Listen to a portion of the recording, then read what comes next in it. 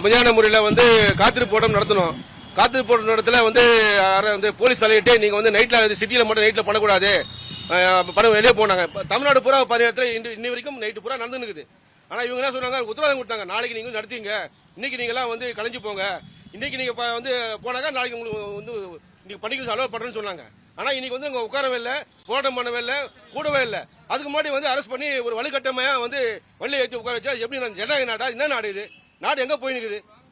இந்த போலீஸோட வந்து ரொம்ப கடுமையான அரசாங்கம் பண்றாங்க.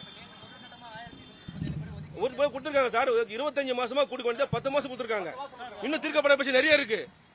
1-2 பிறகு பணி சேர்த்து வரைக்கும் ஓய்வூதியம் போராடுறோம், அதுக்கு எந்த முடிவும் இல்ல. டிஆர்எஸ் தரல, அதுக்கு எந்த உத்தரவாதம் இல்ல. அப்ப அந்த முறையை வந்து போலீஸ் வந்து போராட்டம் நடத்தாத எங்களை ரோட்டில் நடந்து போனா பிடிச்சி உள்ள போடுறாங்க. எப்படி சரியா இருக்கும்?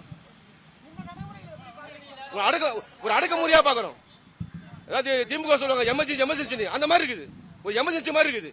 இந்த ஜனநாயக நாட்டில் அதுவும் முக ஸ்டாலின் வந்து ஒரு பிற்படுத்த எல்லா சமூக நீதியை காக்கிறன்னு சொல்லக்கூடிய முதலமைச்சருக்கு இது அழகல்ல. அவர் கவனத்துக்கு கொண்டு போங்க. இது வந்து பேசி தீர்க்கக்கூடிய பிரச்சனை, போராட்டத்தில் தீர்க்க முடியாது. ஜனநாயகம் மூலமா தொடரும் சார், இந்த மாதிரி அனைத்து தொடரும், விட மாட்டோம். எந்த கட்சி வந்தாலும் போக்குவரத்து தொழிலாளிக்கு எதுவுமே செய்ய மாட்டேன்றாங்க. எங்களுக்கு வந்து ஓய்வூதியம் கண்டிப்பா கிடைக்கணும்.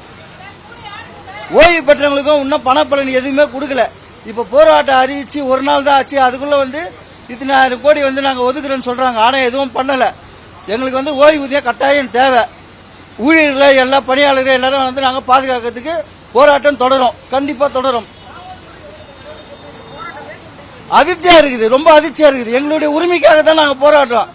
எங்களை எப்படி அரெஸ்ட் பண்ணலாம்? நீங்க எங்களோட உரிமைக்காக நாங்க போராடும் போது எங்களை இந்த அரசாங்கம் எப்படி அரெஸ்ட் பண்ணலாம்?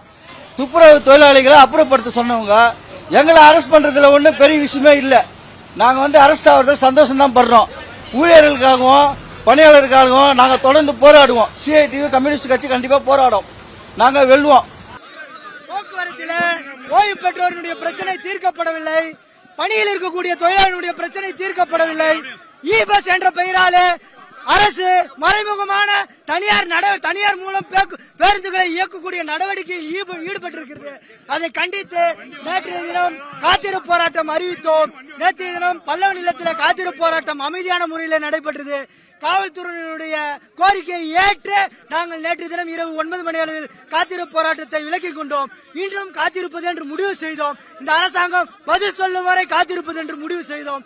ஆனால் காத்திருக்க இடத்தை காலையிலேயே கைது செய்யும் நடவடிக்கையில் ஈடுபட்டார்கள். நாங்கள் மேதின பூங்காவில் கூடினோம். மீண்டும் கைது நடவடிக்கை. எங்களுக்கு வேறு வழி இல்லை. சாலையில் மக்கள் மன்றத்தில் இதை சொல்ல வேண்டும் என்ற அடிப்படையில் சாலைக்கு வந்திருக்கிறோம். எங்க டிமாண்ட் ஓய்வூதியர் பிரச்சனை தீர்க்கப்பட வேண்டும். ஓய்வு பெற்ற தொழிலாளர்களுடைய 25 மாத ஓய்வு கால பலன்கள் வழங்கப்பட வேண்டும். அரசு தனியார் இ பஸ் என்ற முறையில் தனியார் மய நடவடிக்கை கைவிட வேண்டும்.